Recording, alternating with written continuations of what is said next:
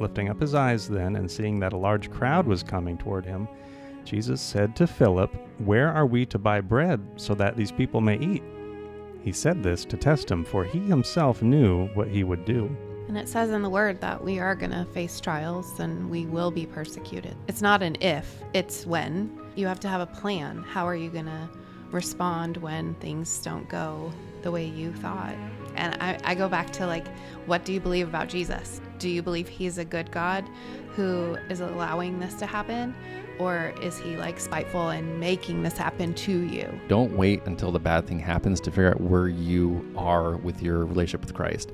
What is the test preparation? Well, it's when things are going relatively good or neutral that then you start digging in, because you have to fortify the fort before the attack starts happening. I don't know until God tests me, like, what my true character is or what I really think about something. It reveals something to me, I guess, of the nature of something that's already there or isn't there. Our life will be full of these formative assessments that keep revealing to us our character and God's faithfulness. And ultimately, though, the summative test is like, did you stay faithful to the end?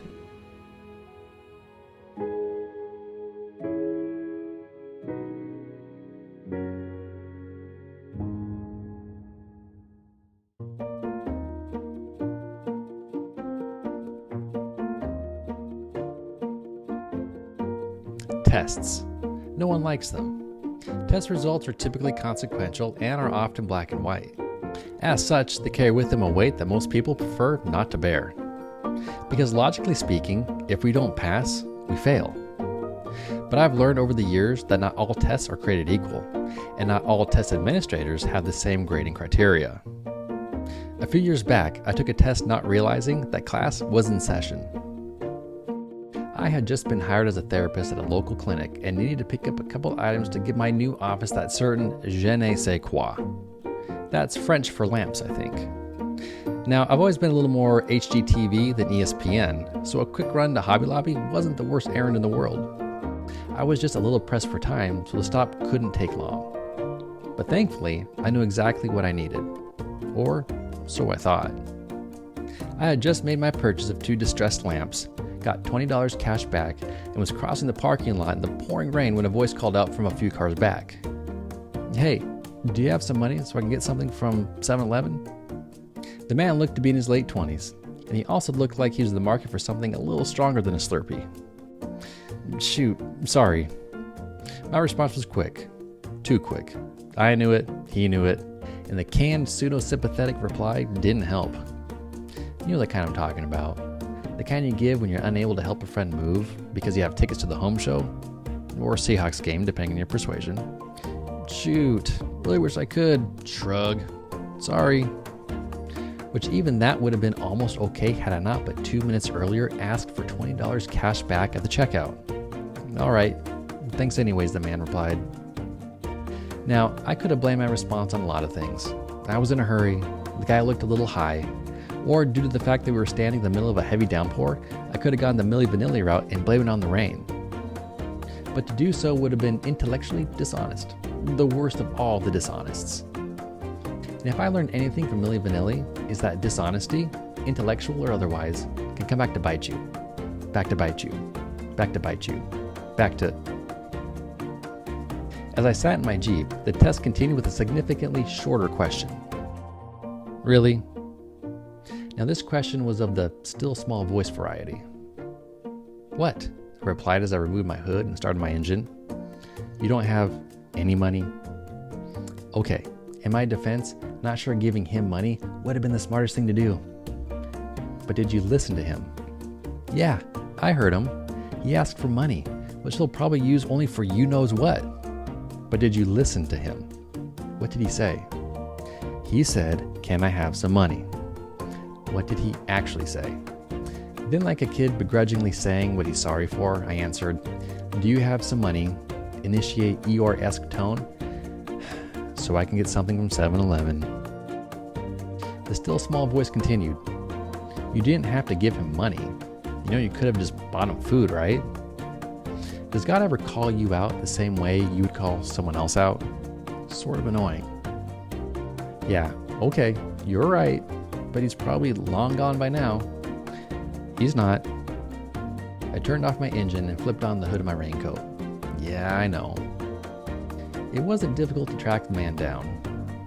Hey, you said you just wanted to get something from 7-Eleven? Yeah. Here, why don't I just put it on my card? Oh, like you'd use the cash that was in your pocket all along either. Okay, great, thank you, the man said. The 7-Eleven was across the parking lot, so we walked over together. He told me how long he's been on the streets, recent hardships, and the last time he had a meal. I told him about my lamps. We entered the mini-mart, and I told him I'd wait at the register. The man grabbed a chocolate milk and then went to the case of hot dogs. Hey, would it be alright if I grabbed a couple of these? He asked. Yeah, sure thing. He gave both hot dogs the works and brought them to the register. The cashier rang up the items and gave me the total. I slid my debit card out from my wallet. You're not planning to pay with that, are you? The clerk asked. It crossed my mind. Cash only. Didn't you see the sign on the door? I'd never been a fan of rhetorical questions, let alone 2 in a row. Must have missed it. I thought for a second, because it only takes a second to dig a deeper hole. Instead of outing myself by using the 20 I've had this whole time, why don't I just run back to Hobby Lobby, buy something small, and pretend to get cash back? I flipped on my hood. I'm gonna get some cash. I'll be back in a second. Now, to make the ruse authentic, I ran across the parking lot and back into the craft store. I grabbed a bag of cheese nips, jumped in line, and waited. And waited. Apparently every creative thought and aspiration in the greater Seattle area was coming to fruition at that same moment. A vortex of dioramas, vision boards, and home makeovers were making landfall at the corner of 100th and Evergreen. A veritable DIY nightmare. The line moved like rubber cement. Aisle 4 if you're curious. All the way to checkout. Just this for you? The cashier asked. Yeah, thanks. Just stopped in for some cheese nips, huh? Yeah, I really like craft store snacks. You know there's a 7-Eleven just over there. I took the receipt and crackers and flipped on my hood. You know, I think I'll head over there. I ran back through the rain, across the parking lot and into the 7-Eleven. Where'd he go? I asked the cashier. He's gone. I looked at the counter. What about the hot dogs? I threw them out. Why? Yeah, I can do rhetorical questions too. But before the clerk answered, the door beeped and the man entered the store. I didn't think you were coming back, he said to me. Yeah, sorry about that. I handed him the cheese nips. That really took longer than it should have. The man got another chocolate milk and reloaded 2 more hot dogs. I gave the cashier a 20, the same 20 that was in my wallet the entire time. And after taking my change, the man and I parted ways, but not before he let me pray for him. As I walked back to my Jeep, it sunk in. That really did take longer than it should have. I wonder if any of Jesus' disciples ever felt the same, that in hindsight, the lesson took longer to learn than it should have. I imagine at least one of them did. In the 6th chapter of John, we're presented with one of Jesus' more memorable miracles, the feeding of the 5,000. In the account, Jesus multiplies a young boy's lunch to feed thousands of hungry followers. But before Jesus turns his attention to the needs of thousands, he turned his attention to the needs of one, Philip. John 6:1-7 reads, After this, Jesus went away to the other side of the Sea of Galilee, which is the Sea of Tiberias. And a large crowd was following him because they saw the signs that he was doing on the sick. Jesus went up on the mountain, and there he sat down with his disciples. Now the Passover, the feast of the Jews, was at hand. Lifting up his eyes then, and seeing that a large crowd was coming toward him, Jesus said to Philip, Where are we to buy bread so that these people may eat? He said this to test him, for he knew what he would do. Philip answered him, 200 denarii worth of bread would not be enough for each of them to get a little. The more I read the short exchange between Jesus and Philip, the more I love it. I can imagine Jesus was sitting between Philip and John on the hillside as thousands of people began filling the valley below. A few comments about the growing crowd were probably exchanged between them as they began assessing the situation. Now it's already clear that Jesus already knew the outcome. He knew what he would do, the text reads, and yet he asks Philip his opinion. Why? English theologian Charles Ellicott explains, This gives us a glimpse into the educational method of the great teacher. There is for him no difficulty. He of himself knows what he is about to do. But Philip had, we may think, been present at Cana of Galilee and had seen the wine multiplied to supply the needs of all. Other signs had spoken to the eye, and fuller teaching had spoken to the ear. How far had either spoken to the spirit? He had felt the divine presence in separate instances. Had he realized it as a law of life holding for every need that could arise? The student has learned individual facts, but has he laid hold of the principle which underlies them? The one is from without and depends upon the teacher. The other is from within and is the true education of the man himself. He has been taught. He is now to be examined. This makes sense. It's obvious that an all-knowing, all-powerful God doesn't need help knowing what to do or how to do it. So it's not for his benefit or need. It's for Philip's benefit and ours. God doesn't need our help, but he wants to include us in his plans and work. But why test Philip at that moment? The book of Luke gives us some insight. In Luke, the account of Jesus feeding the 5,000 begins this way. On their return, the apostles told him all that they had done. And he took them and withdrew to a part of the town called Bethesda. When the crowds learned it, they followed him, and he welcomed them, and he spoke to them of the kingdom of God and cured those who had need of healing. Now, upon the return, from what? Glad you asked. From being sent out 2 by 2 to heal the sick, cast out demons, and proclaim the kingdom of God with these explicit instructions. Take nothing for your journey, no staff, nor bag, nor bread, nor money, and do not have 2 tunics. So Philip had just returned from a faith-laden mission, some say upwards of 6 months, one where he was to bring nothing but the clothes on his back and the sandals on his feet. No food, no money, nothing. I would argue that Philip had experienced the divine spirit as the law of life, holding for every need that could arise, at least for 6 months. It's like Jesus was asking upon his return, "So, what did you learn?" Unfortunately, the miracles Philip experienced and the provisions he received was in short time a distant memory. By all accounts, it looks as though Philip failed this particular test. I know the feeling. And interestingly, it looks as though this isn't the last test that Philip came up a little bit short. Later in the book of John, Jesus and Philip have another exchange, highlighting once again their teacher-student relationship.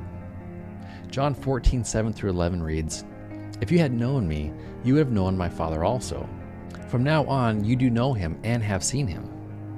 Philip said to him, "Lord, show us the Father, and it is enough for us." Jesus said to him, "Have I been with you so long, and you still do not know me, Philip?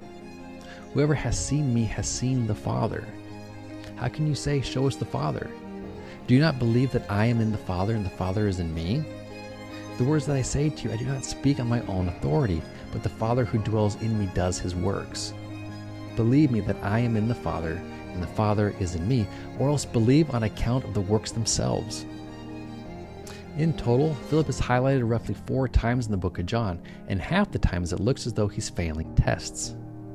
Thankfully for him and us, as the saying goes, God doesn't call the qualified, he qualifies the called. And while it looks as though Christ's teachings took a while to absorb, Philip eventually appears qualified, as we later see in Acts 8, where he heeds the voice of God to care for the needs of an Ethiopian official. St. Augustine once said, "What does love look like? It has the hands to help others, it has the feet to hasten to the poor and needy, it has the eyes to see misery and want, it has the ears to hear the sighs and sorrows of men. That is what love looks like." But without recognition of need, eyes to see, there will be no opportunity for hands to help, feet to hasten, ears to hear, or hot dogs to buy. If I were in Philip's sandals at the feeding of the 5,000, I probably would have responded the same. I had a problem feeding just one person, let alone 5,000. I'm so grateful God qualifies the called. An old Yiddish proverb states, "Man plans, God laughs." That day in the Hobby Lobby parking lot, I planned and God laughed. And not maliciously, he just had something much better in mind. Some of the best lessons I've learned have been taught outside the classroom. That day at 7-Eleven was no exception. Between buying my lamps and the impromptu messianic masterclass, I walked away a little more enlightened. with a reminder of purpose to love and a change in perspective to see. And all for the price of some mini-mart food. I feel fortunate. Such change can come at a much higher cost. Me? I pay next to nothing. I got change for a 20.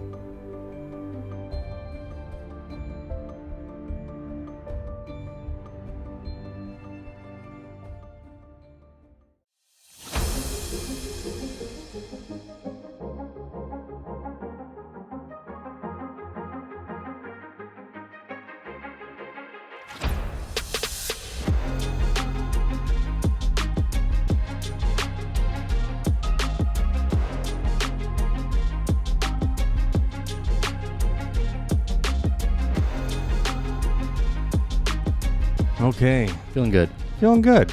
Well, that's good. That's an important part of putting together a good podcast. Feelings. Is your feelings. I feel good.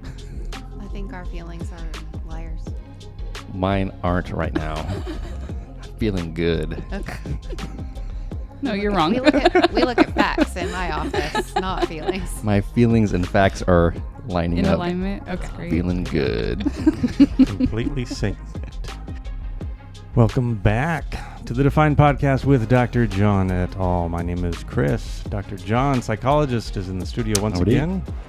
And we're joined with special education teacher Robyn Nelson, licensed mental health counselor Christina Conrad, and educator and former missionary Josh Ferguson. Welcome back, everybody. Thanks. Thank you.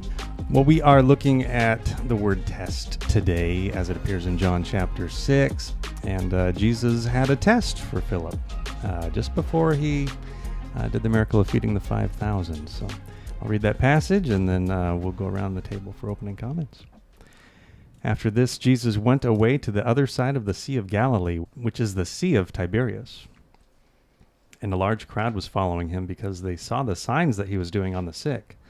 Jesus went up on the mountain, and there he sat down with his disciples. Now the Passover, the feast of the Jews, was at hand. Lifting up his eyes then, and seeing that a large crowd was coming toward him, Jesus said to Philip, "Where are we to buy bread so that these people may eat?"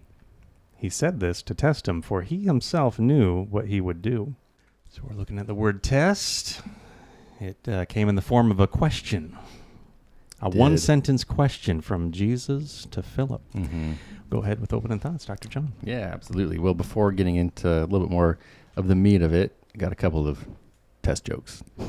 We'll see how they land. If I got 50 cents for every failed math exam, I'd have $6.30. Okay. Okay. Once I had completed my final exam, my professor told me to turn it in to one of the teaching assistants. Good thing I've been practicing my origami. Wow. Turn it into. That's funny. Yeah. It's funnier once you Explain it sinks in a little bit. Yeah. A good joke shouldn't have to be explained. You know, it's kind of a theme with me though, so settle in. It's kind of my thing. Kind of a thing. It's kind of my thing, my shtick. I tried to ace the exam on safely capturing butterflies, but I got a B instead. Okay. Good one. B. And finally, It's good because I got it. I messaged my ex the day before my exam. I asked her if she had any good tips on cheating. Oh, Wow. wow. Okay. Once And again, Dr. John Dr. keeps his John. day job. that goes right. If that were real, that actually would be a pretty nice burn. Taking a test. Got any tips on cheating? That's right. But yes, I'll be sticking with the counseling for now. Stand up to come. All right.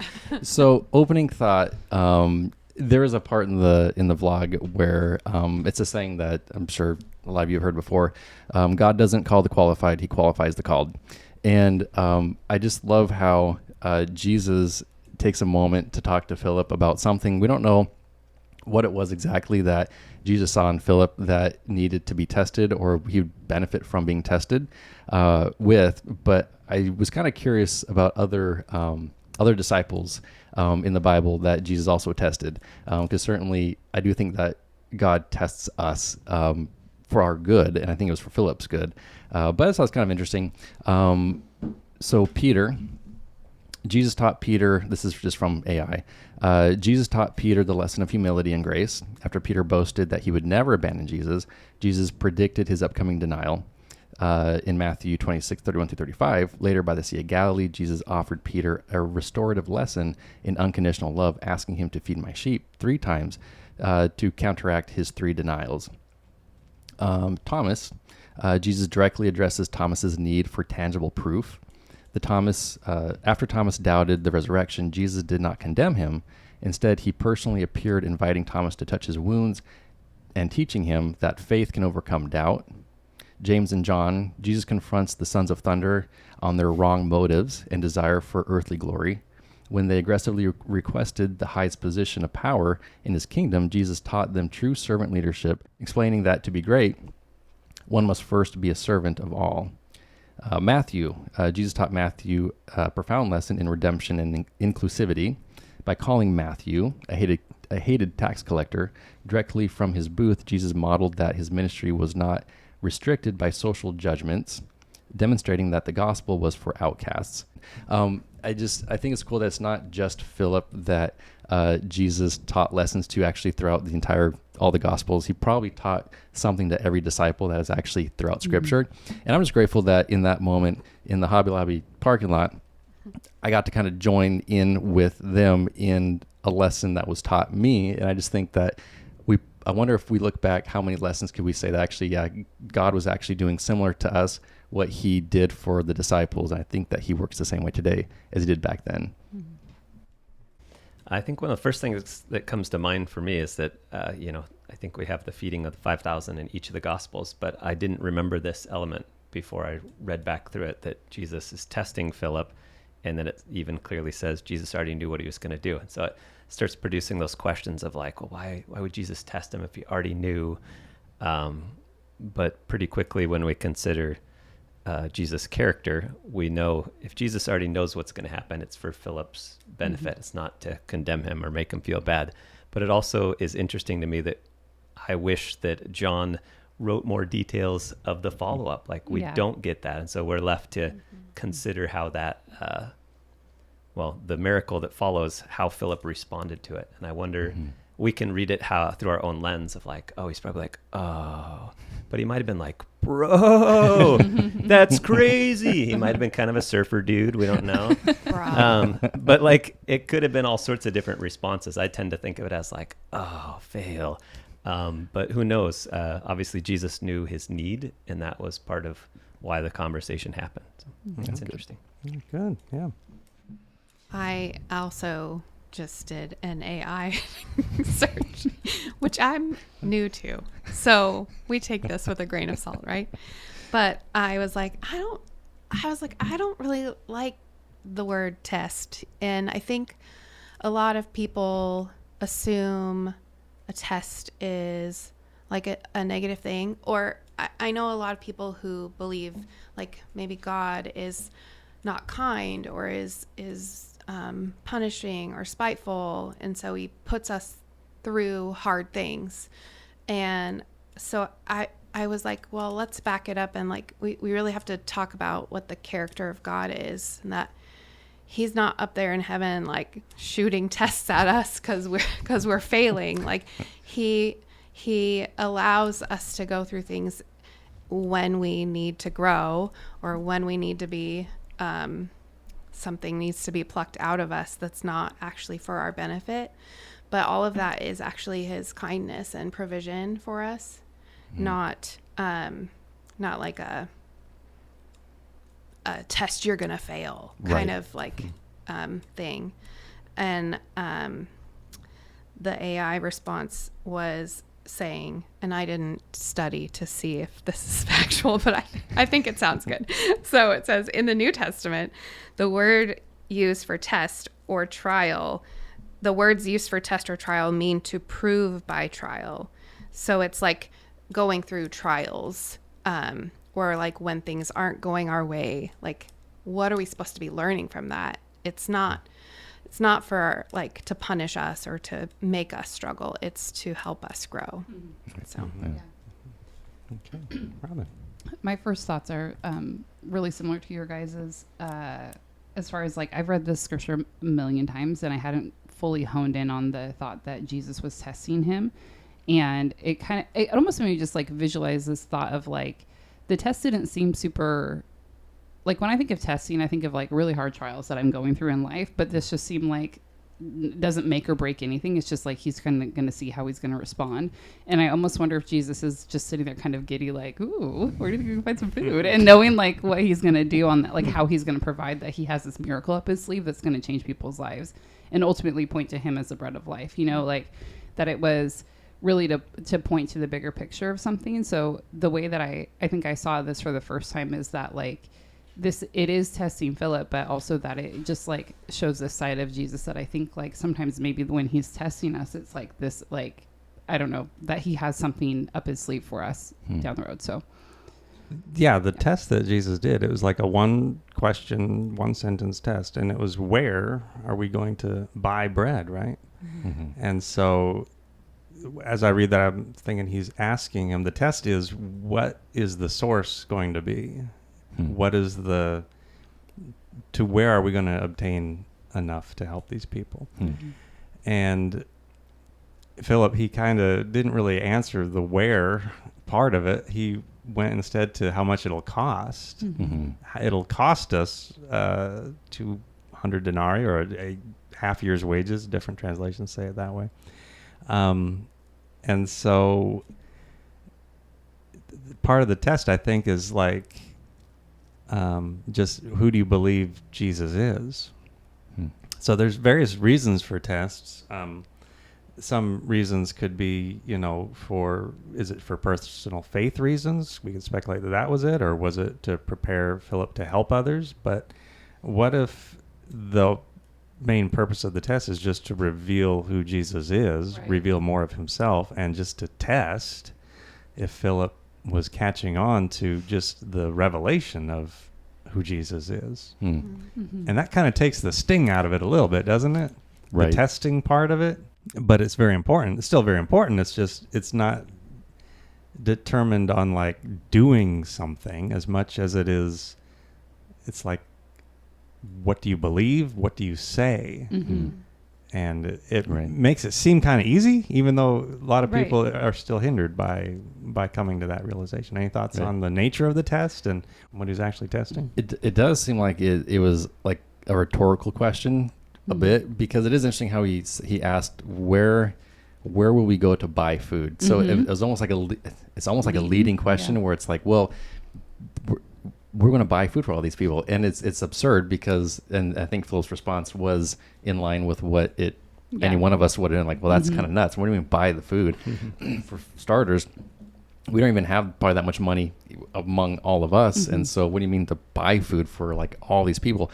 And so it seemed rhetorical. Yeah. And so maybe a little bit to what you were saying is kind of like, I don't know if Jesus would be like, ooh, but well, surfer dude, I can catch on with, ooh, not so much. No, but yeah, so it's almost like it's impossible. You're not going to have enough money to feed all these people. Yeah. What's the next level to this? Think outside of the natural, the ordinary. So yeah, I guess that's kind of my thought there. You know, it makes me wonder like what would have been the right response. Like he said this to test him, not like, you know, knowing what he was going to do. So if he says, where do we go to buy food? What is actually the response that would have been passing the test, I guess? Mm-hmm. You know? Yeah. That just like, not that there's only one response, but it's really out there to go, well, actually, you're God, so why don't you just make it, you know? Well, how many? Sorry. Go. It takes me back to like Ezekiel was asked a question too, and it says, "Son of man, or can these dry bones live?" Right? Mm-hmm. And his answer was, "Lord, you know." Yeah. It's like, I don't know, you know. Mm-hmm. And that's almost like more in line with a good response, I think, than. Yeah, actually, like oddly enough, you know, we're good to eat, and it's like, we're poor. What are you talking about? You know, if we don't got enough money for food, right? That's kind of like, I don't know. It's sometimes I don't know is the best response. Yeah, well, right. I think too, just like I think Jesus is looking for us to turn to Him first, and say, I believe you can help me with this, instead of worrying or thinking like, how can I fix this? He's saying, turn to me. I want to help you. That's a really good point. I don't think that God, like in my own personal walk with God, like if God were like, well, where should we do this? I'd be like, well, you're the one that I would ask about it, you know? Like what's up with that? Right. Why are you asking me? I don't know. And yet he does want us to be part of the journey. And so that could be part of it, I guess. But yeah. Well, because his mother, right, at the wedding of Cana, she kind of took the initiative to actually say, go do whatever he says to provide the wine for the wedding, right? Right. And so in that case, it's like Mary already, she wasn't even being tested, but she like knew what the answer to the challenge was. It's like, That's true. they run out of wine, do whatever he tells you. Right. And Philip, he's not quite there yet, obviously. Right. He's being actually asked the question, you know, where are we going to buy food for all these people? Now, shouldn't he have known about the wedding of Cana? Well, that's a fair point. But it's still a growing process, obviously. Right. And so I think that knowing that the wedding in Cana was just a few chapters back, right? Right. Yeah. And to that point, even just like a few days before, perhaps they just got back from 6 months of doing ministry and seeing all sorts of things that they've never seen before and being capable of doing things that they've never done through Christ in the power that he gave them. And so it is interesting that it's like now there's another opportunity for a miracle to happen, and yet that wasn't at the forefront. The wedding at Cana wasn't at the forefront, and what he had just experienced for like 6 months wasn't at the forefront. It was back to the natural. That's a good point. So it's kind of interesting too. Yeah. Some little like context, like chapter 5 and then further in 6, like in chapter 5, or I'm talking to the mic. In chapter 5, Jesus, you know, and John writes it as prior to this event. You know, Jesus is saying things like, whoever hears my word and believes him who sent me has eternal life, you know, saying that people who believe in him have passed from death to life, that the dead will hear his voice and they'll live. So he's making these really I'm God statements, and he's being accused in chapter 18 by the other chapter 5, verse 18, by leaders saying they wanted to kill him because he was calling God his own father, making himself equal with God. He's saying that at his voice, the resurrection's going to happen. And so he's using this language that was probably surprising to the disciples, I would think, based on what seems like the expectations were maybe more of a ruler that's going to come in and save them from the Romans. So Jesus is, I wouldn't even call it hints, but he's showing his divinity. And then after this, so I wonder if part of why Jesus set this up for Philip and for all the disciples, I imagine they were all like, bro, or something, because they were all surfers. Yeah, the Sea of Galilee. Peter walked on water and stuff. So it's like pretty epic. Dude. Sorry, no more fun.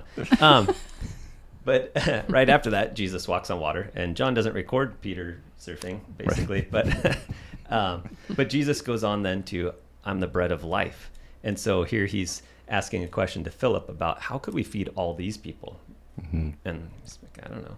Right. And they've got a little bit, and Jesus turns it into a lot. And so he goes on to, you know, say to whoever's with him in the moment here, but, you know, I'm the bread of life. Whoever comes to me shall not hunger, and whoever believes in me shall never thirst.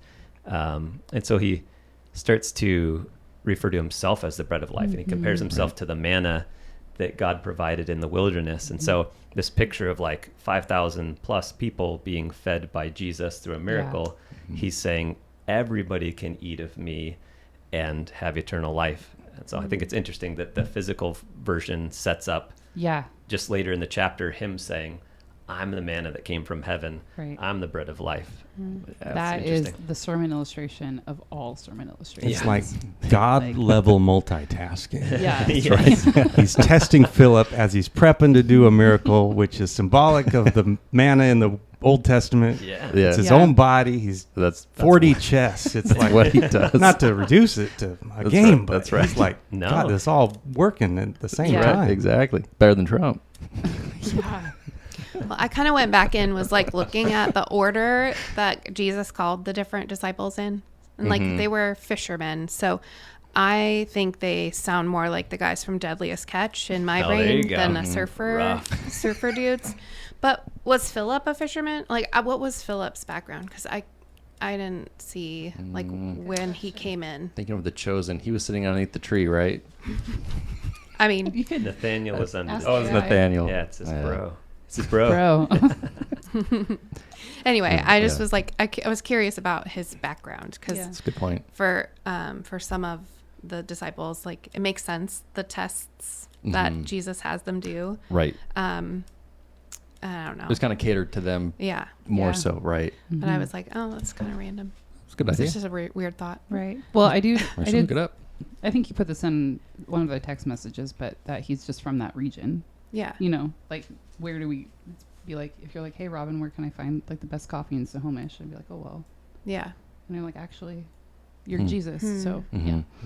It's just because he's familiar with the area. I'm not sure. Mhm. You know, a lot of the times when Jesus is ministering and teaching, he's got Old Testament precedent for what he's saying. And in this case, with the turning the water to wine and multiplying the bread to feed the 5,000, if you look at Isaiah chapter 55, starting in verse 1, it says, "Come, everyone who thirsts, come to the waters, and he who has no money, come buy and eat. Come buy wine and milk without money and without price. Why do you spend your money for that which is not bread, and your labor for that which does not satisfy? Listen diligently to me, and eat what is good, and delight yourselves in rich food." And so that kind of sets up, you know, some precedent for this verbiage that he's using. He's talking about buying food for purposes of sustainment, sustenance, for living, bread, wine. These are very things that he's doing in miracles in the book of John. So I think it's interesting how there's a prophetic word in Isaiah, and later on his disciples were like, wow, remember this? And they're making connections with what happened in the Old Testament and what they're seeing now. It's that kind of thing that even adds support for why he's doing what he's doing. It's Right. like it was all spoken in advance in Right. a lot of ways. Yeah. So, And I think to the earlier points, like pointing people towards Jesus, this is what it's all about. It's what it's always been about. Yeah. Being in front. Yeah. Seeing him do it in real time. yeah. So like that verse even is like kind of addresses his concern, Philip's concern. It's like, where are we going to even, how much money it'll take? Well, Isaiah says, buy it without price, right? Like for you, you don't have to work for it. And is kind of what I'm taking from that. Yeah. It doesn't require the labor of work to earn wages to purchase what you need to be sustained, right? Right. Because isn't that kind of like the basic nature of why we work? We Right. work for money, for food, to live. I mean, Yeah. Yeah. that's the grind, right? Pretty real. Yeah, it's pretty real. Case of the Mondays, I guess. No, that's Yeah. it really distills it down. Hopefully you get some enjoyment out of your work more than I that. do. But but Yeah. I mean, in all reality, that's Right. You gotta work to eat, right? Right. Yeah. Yeah, And so yeah. for finances. That's Yeah. right. Yeah, but the deeper level stuff too, and actually with the that kind of reminded me of the account in Acts 3. So Acts 3, 1-6, it says, "Now Peter and John were going up to the temple at the hour of prayer, the 9th hour, and a man lame from birth was being carried, whom they laid daily at the gate of the temple that is called the Beautiful Gate, to ask alms of those entering the temple. Seeing Peter and John about to go into the temple, he asked to receive alms. And Peter directed his gaze at him, as did John, and said, 'Look at us.' And he fixed his attention on them, expecting to receive something from them. But Peter said, 'I have no silver and gold, but what I do have I give you. In the name of Jesus Christ of Nazareth, rise up and walk.' And he took him by the right hand and raised him up, and immediately his feet and ankles were made strong." And so like another thing, like he wants something physical, but what he needs isn't necessarily going to be found with money or gold, silver, but it was in the name of Jesus that he was made whole. And so it's like, again, it's like what we're looking for is we think we know what we want, but it's actually something deeper than that. And again, pointing the man towards Jesus in the name of Jesus, get up and walk, not money to help you slowly keep on getting by. I'm starting to see the test in another light now that we're talking about the money more, and these verses and other parables of the talents or the person who owed a lot of money and then found a fellow servant that owed a little bit of money, and he would not forgive the lesser servant. Right. But the master had already forgiven the large amount, and it's like has to do with money again.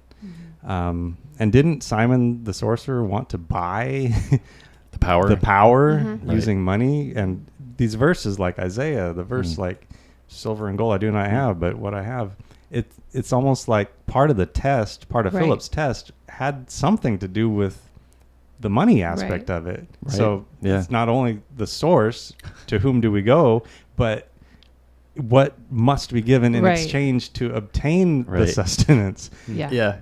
That's part of the test too, isn't it? I just had a brainwave. Brag. So, One brain. just one. But I mean, it's a what if. But like, what if Jesus was looking at Philip, and like if Philip was over concerned with money, and then he's like, okay, Philip, where are we going to buy food for all these people? I mean, that'd be kind of an interesting lesson if that was part of it. Again, it's total, I don't know if that was the case, but I just think it is interesting where Jesus adds the buy, like where are we going to buy this from? As if it was kind of pointing a little bit at, hey, you think we can all buy things with money? Okay, how are you gonna handle this with money? Right. Maybe. Well, and then he starts to talk about like it isn't just the physical distribution of bread, but this is like pointing to a larger issue. But like I am the bread of life. So what you actually need, you're gonna find in me. So I think it just points to that fact of even if you had all the money necessary, you can't buy like what I'm giving you with physical money. Right. You know, like that's. I wonder if that's kind of what he was trying to point out there. Because, like, I wonder even... It might help if we read it in one of the other Gospels, too, for more context. But I wonder if they would have even thought... Like, it's like Jesus pointed it out. They're going there to listen to him. And he's the one that points out, hey, everyone needs to eat. So, Right. Well, what's interesting is this isn't in any of the other Gospels. It's only in John. Really? Yep. The testing aspect. The testing aspect That's of it. what I thought, yeah. Yeah. But the actual miracle is... Oh, sure. In the other ones, right? Yeah. And so I wonder if there was more dialogue surrounding, like, how they got to that part. It goes pretty much right to, we have somebody who had a boy that has a lunch is I think where it all jumps to. Yeah. I should have read that. Well, hey. Shoulda, coulda, woulda. We all can't be Dr. John. Why do you think John documented that little statement and none of the rest of the right. Gospels did? Yeah. Sticking it to Philip. Some beef. They had some beef? Yeah. Okay. Well, just kind of in a general thought, what are some reasons for a test? Is it advancement, graduation, additional responsibility, to receive an endorsement, certification? That's what we use tests for, and at least in America here. Generally, what is the purpose of a test? And was there a purpose for any of those things, perhaps for Philip? Right. Does additional responsibility, for example, come upon someone once they're tested? And what can go wrong with giving someone a promotion or an advancement or a endorsement if they have not passed that test? Right. I just went and got my driver's license renewed. Congratulations. Yeah, I had to do the eye exam thing Oh, boy. again, but so far so good. We good? We're good. We drove here, so. I passed the test. Yep. So I'm on the road, Well, But what would happen if I didn't? Yeah. And you still drove, right? Well, yeah. Well, yeah, danger. There's a reason Liability. There's a reason for the test. There's a reason for making sure that someone's prepared for what comes next. So just this is coming to me now as a teacher, but like I test my students to find out what they know and what they don't know. Like, what are their skills and where are they still lacking? It isn't always for like a certification or, I mean, I guess once they pass, then I know they can move on to like next level academics or whatnot. But sometimes, and I think in this context with Jesus, like Jesus would have known what was going to happen, but Philip wouldn't have. Like, I don't know until God tests me, like what my true character is, or what I really think about something. Yeah. It's like, it reveals something to me, I guess, of the nature of something that's already there or isn't there, you know? But that's interesting that you're bringing up like advancement or achievement or whatnot. And if this were to bring something to surface that maybe would, you know, bring Philip to deeper levels of trust or like trust that like he is God, I'm not sure, but. Right. It seems like tests, probably more to than just this, but covers two areas. One is personal growth, and then the other one would be forwarding the mission. Yeah. And so it's so I can't think of anything more than that. There might be more, but personal growth and forwarding the mission. And so Jesus, obviously, he invites us to forward his mission with him. And so that could be part of what we're looking at. Is tests could be certainly to be able to help push forward the important message that Jesus wants us to preach and to spread is the gospel. Yeah. And so that could be part of it. Which is interesting that, go ahead. Just, I was going to say, in James, it talks about testing and trials. So it's count it all joy, my brothers, when you meet trials of various kinds, for you know that the testing of your faith produces steadfastness, and let steadfastness have its full effect, that you may be perfect and complete, lacking in nothing. That's good. So it's like we go through these trials or tests, if the word test is actually a trial, because it's what is meant to grow us to make our faith more complete. Yeah, that's good. I was thinking about like different types of assessments I'll give as a teacher, and so there's formative assessments where you're assessing it. It's not a high consequence. It's just for information, either for yourself or for the student. In this case, like Philip, to learn about himself. And it shows you where instruction is still needed. Then the bigger deal, the like test is a summative test. It's like the summary or the, you know, the fulfillment of see where you're really at. And I'm thinking in life, like these examples we see in the word of tests seem to largely point to people learning about God's provision. You know, the Israelites are in the desert and they have to trust God to provide the manna and the quail and just different things. How is Jesus going to provide for all these people? Yeah, he did. You know, whether it's something where we're tested with our finances, or if we'll endure when the feelings aren't what we want them to be. It's, will God provide what we need or want eventually? And so I was thinking of that as like our life will be full of these formative assessments that keep revealing to us our character and God's faithfulness. And ultimately, though, the summative test is like, did you stay faithful to the end? You know, we're encouraged in the word over and over again to stay faithful to the end, endure to the end.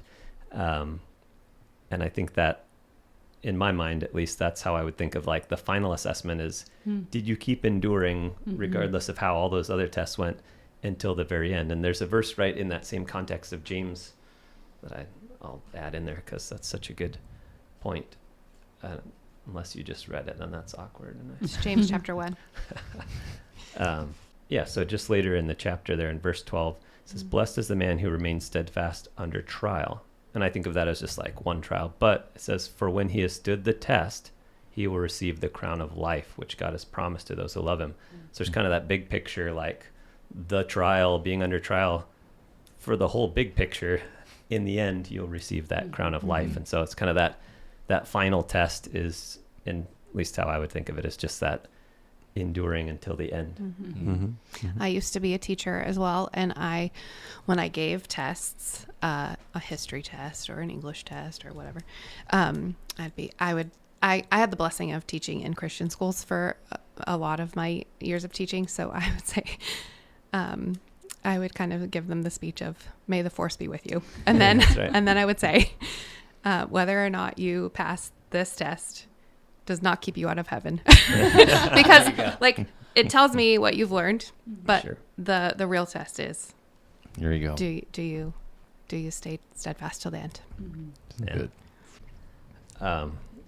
Yeah, so thinking of the biggest picture level of like our life is the big test. We've got Jesus in Matthew 16 asking Peter, or Jesus brings up the idea of like, who do the people say the Son of Man is, referring to himself there?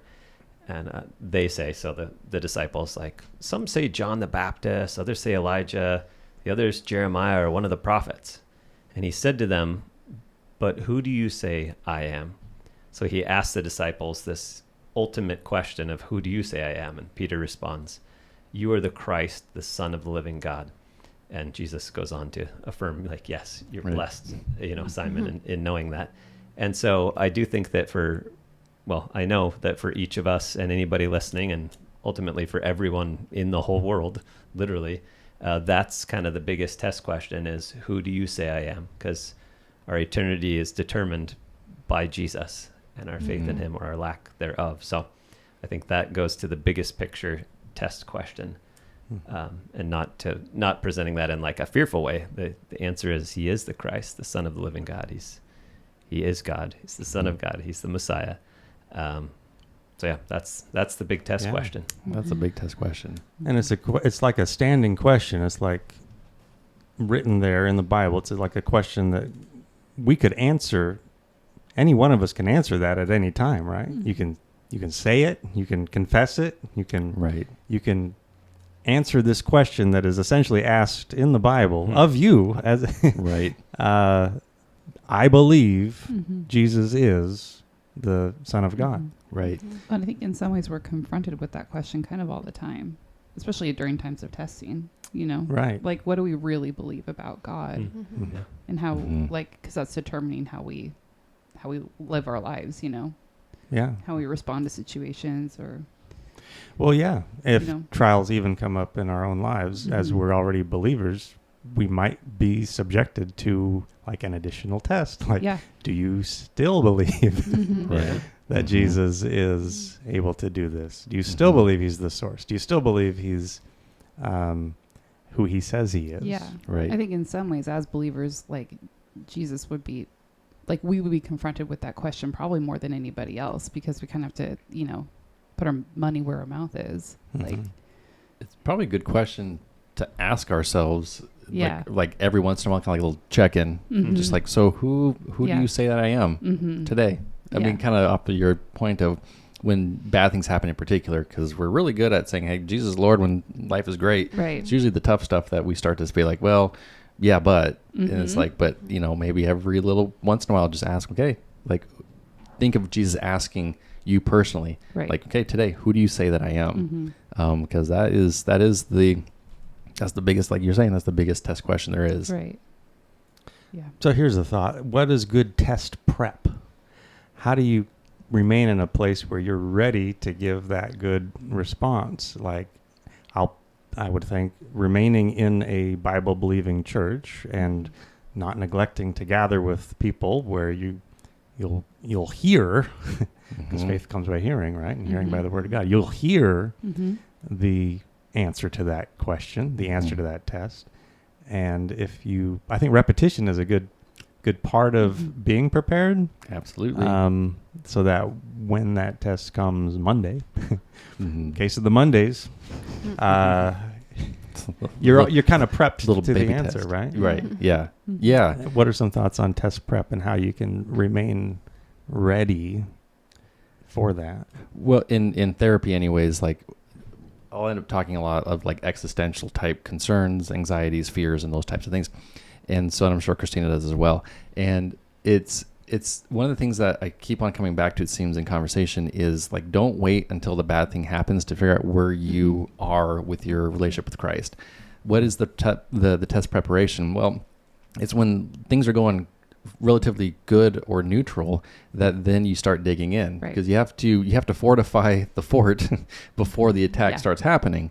Because if you start to fortify it while the cannonballs are coming through and the attack is happening, it's like, well, you're going to be it will be a losing battle if you're trying to figure out which end is up in the midst of fighting. And so it is interesting when life is good and easy, how we can just put our, take our foot off the gas and just coast a little bit. And then we get pissed at God when something bad happens. It's like, well, you weren't really preparing for this, because it will happen. Like there's going to be something bad that's going to happen just around the corner potentially. And so like, will you be prepared for that? And a lot of people aren't. And they shake their fist at God and say, well, why did you do this? I was like, well, why didn't you start preparing for bad stuff? Yeah. It's kind of like, I mean, in the classroom, especially because I teach special education, one thing that we teach a lot of is just coping skills, like how to deal when you are overwhelmed or frightened or whatever. A really bad time to teach coping skills is when they're already screaming and they're already like running out of the classroom, and we're like, okay, let's access a coping skill. They're like blue in the face, and just like, it's just like the worst time is when when the test is already happening, know. So we try and pre-teach and model and do all that. And I think, like, to your point, like similarly, the best time to really like hone in and prepare is kind of like when things are good. Like I think spiritual practices are much more than just like religiosity, but it is your like training ground really for the battles that are coming. Right. Those spiritual practices being in a faith-filled church, surrounding yourself with people who also know the Lord and are seeking after him, reading your word, not because God will get mad at you if you don't, but because this is your weapon against, spiritual warfare, and girding yourself up in prayer, like all of those things. It's not just so that you look really cool as a saint. It is what you need to survive. It's battle prep. It is. Yeah. And it's serious. So, and it says in the word that we are going to face trials and we will be persecuted. Like it's not an if, it's when. So you have to have a plan. How are you going to respond when things don't go the way you thought? And I go back to like, what do you believe about Jesus? Like, do you believe he's a good God who is allowing this to happen? Or is he like spiteful and making this happen to you? Like there's a different way of looking at that. And I think we have to believe that he's good and kind and loving. And so if we are going through that trial, it is for our best. Right. Yeah. I was thinking of how like I was a pretty good test taker as a student, at least in up through high school maybe. But sometimes I would end up cramming, and that's not ideal. It's better to just have spaced repetition. But I thought of how in Psalm 119:11 it says, I've hidden your word in my heart that I might not sin against you. And there's that idea of meditating on the word, keeping it in there, and in that sense more so for not sinning, like towards temptation. But within tests, we can feel quite tempted to lose faith or whatever the mistake might be there. But keep studying for the test. Or cram if you have to. You feel that test coming, then get after it. And I do think repetition, just in my own life, that's the thing that I try to do the most of. It's usually when I'm driving into work, it's just recounting like who God is in my life, regardless of how the day goes. It's like, okay, whatever happens today, you're still good, you're still God. And like, if that continues to happen every single day, well, then when the bad thing does happen, it's not going to be a question. It's like, oh no, God is good. Right. God is great. I already know that. It's like set in stone in my mind. Whatever I'm dealing with, that's an emotion thing. That's a human thing. But it's not a God thing as far as, I guess, he's good or not. But I think that repetition is one of the most important things that we can do. And that's like psychological, basis there too. I kind of talk about it with my clients, like building that, when we exercise and we get strong, like it gets easier to do. Right. And so same with how we think, like we have to exercise those like pathways in our mind to go from, okay, this is hard and it sucks, to I still believe you're good. Right. Like the more we practice that, the quicker that response time gets. Right. Yeah. And for some listeners or watchers, you might be tasked with first figuring out for yourself, is God good? And that might be more of a starting point. And then investigating and researching and looking into the facts that are there that will lead you to, yes, God is good. But that might be more of a starting point for some of you. It's figure out, is God good or not? If you're saying that he isn't, or you're questioning it, well, research it, look into it, because you'll find that he is. but you can't just have a mantra that it doesn't have anything behind it. You have to actually believe it. And one thought on when this test happened, it was after miracles are being done. There's a momentum of good things happening. And that's when the test actually came. You know, it's like the unintended consequence of all these miracles is that there was a large gathering of people who were getting hungry. And it's like that's kind of a good problem to have. And yet that's when the test happened. So Right. I think there's a caution there to not get frustrated or take out frustration, get frustrated at the good things happening. Like, for example, if someone is involved in ministry and it's very successful and you're feeling a little bit of burnout, or, you know, I just did VBS and now we got this, now everybody showed up the following Sunday. And that's a good problem to have. That's kind of the test. Like, I wish, what's the alternatives? I wish we didn't have all these miracles. Right. I wish all these people weren't getting healed. You know, it's like, it's a good problem to have. That can sometimes be the context in which we are tested. It's like, what's the source? Is it going to be, you know, you could kind of sense a little bit Philip's burnout. I'd have to work half a year to get enough money to pay for all the food for all these people that are following you now.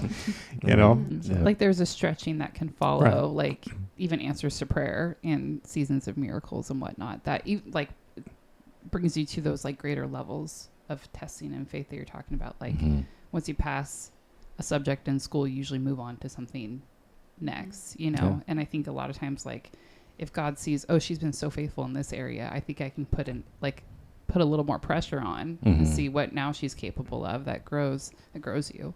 It's a good perspective. Well, what are some examples today how the testing could come to us?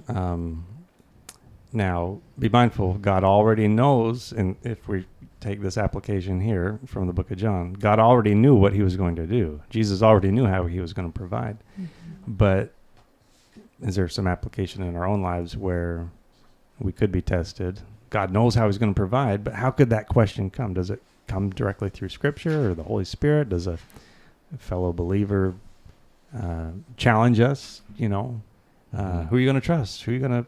Have you brought it up in prayer? Is that how the test comes to us, through a question from a friend or a family member, encouraging us to consider where our source is? A stranger. Could be a stranger. At 7-Eleven. At 7-Eleven. That's right. Because obviously God can use whoever he wants. Yeah. And that particular test, that was one that's like, I wasn't expecting it, and I wasn't asking for it, and it wasn't something that I was prepared for, obviously, because I lied like 5 times throughout the entire thing. So it's like I guess that's kind of the fun thing too, is like screwed up so many times throughout the entire process of that until finally it resolved. And I think that is how God approaches us and walks with us, is just like, nope. Keep on going. Nope, again. that's not it. Nope. Yep. Kind of like just directing us back in line. And it was cool because I did get to pray with the guy afterwards, and nothing, I mean, as far as I could see, nothing came of it other than he got some food and got to say a quick prayer for him. But yeah, that test definitely came in a package that I wasn't expecting, or it was good though. Yeah, it seems like for me, often the tests come less through a question, though it did in this context, just a circumstance, some situation. And so one of the biggest things recently for me that fit well with this context was, so my youngest child, Claire, she's had pretty severe eczema for a couple years, plus some other things going on there where she was rarely coming out of her room, not because of depression, just because of she's so uncomfortable, getting dressed and coming out of the room is a big deal. And so I wouldn't see her literally for weeks, sometimes days, sometimes weeks. Michelle was seeing her every day and helping her, and it's very personal stuff, but I think it's okay to share the generalities of it. But just probably 2 months ago, she was so uncomfortable at times that she's just crying, basically weeping, I'm going to bed early because I get up early, and I hear her in a room down the hall, like, kind of wailing, like, and Michelle, my wife, just can't do anything for her at that point. And so it's just a weird, terrible, helpless feeling. And so it's just kind of the weird prayers of like, Lord, you're good. This is terrible. Like, please fix it. Like, you could fix it. Like, it kind of feels awkward to pray that way. So I don't want to feel like I'm being disrespectful, but it's like, God, please. Like, I know you could just touch her and she'd be healed.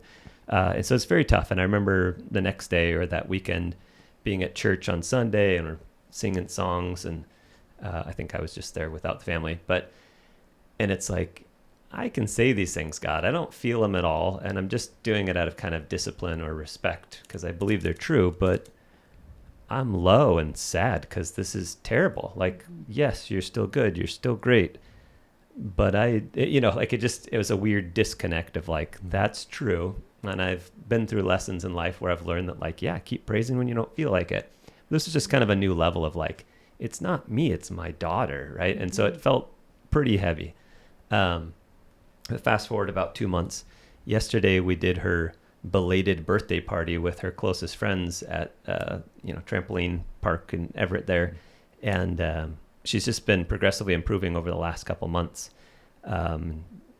So we've been thanking God for that, and it just kind of culminated yesterday with trampolines. Hey, Dad, you want to go in the obstacle course part of the bouncy house area? Like, let's do it. And it was so cute because when I've seen her mostly until the last couple months, for the last year and a half or two, she seems, I don't know if I should say frail, but like she seems wounded and hurt and guarded. And so to see her yesterday, like pushing through the bouncy house things and jumping over stuff and climbing up the little, ladder thing to go down the slide, it was pretty shocking. Like that's normal kid stuff, but she hasn't been able to do normal kid stuff for a couple years.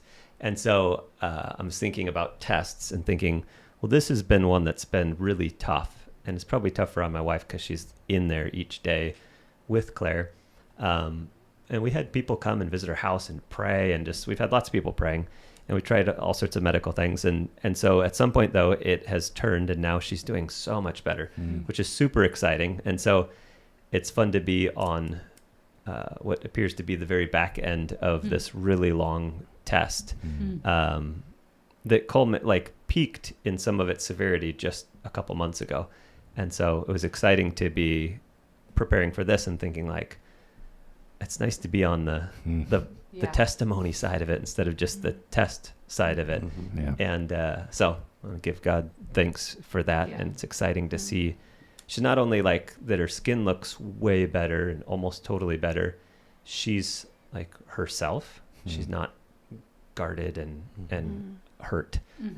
So I get to see her joyful childlikeness and just her personality, which I didn't get to see the true side of that as much over a long season. So anyway, it was a big test, especially for her. She's the little girl going through it, but it's just interesting from a parent take how awkward it is when she's struggling. We see examples of parents coming to Jesus in the Gospels like, hey, help my son, help my daughter. And he did help. And so I've got a current situation where Jesus has helped out. She's getting way better. So that's cool. Wow, that's really good. That's a good testimony. And I think that we didn't even really like specifically talk about like those long tests too. Like you said, like a very long season of testing.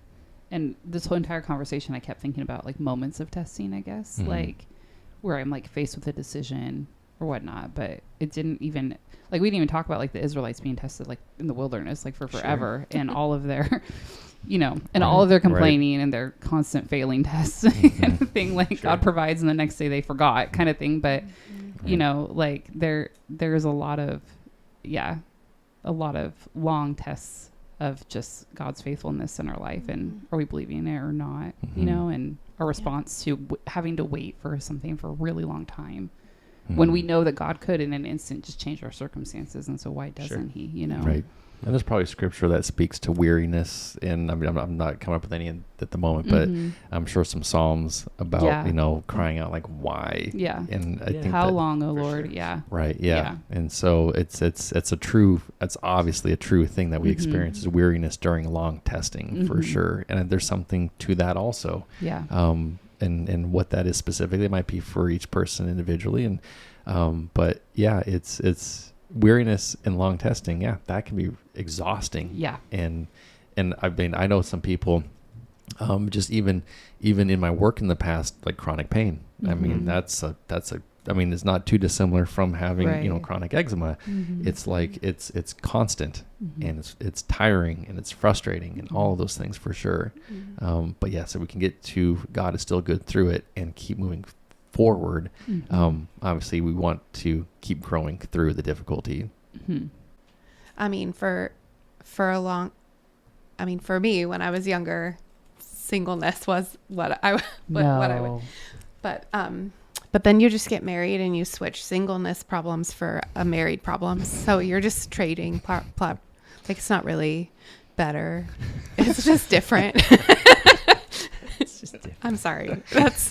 But tomorrow is my 16th wedding anniversary. No way. Congratulations. Matt, come on in.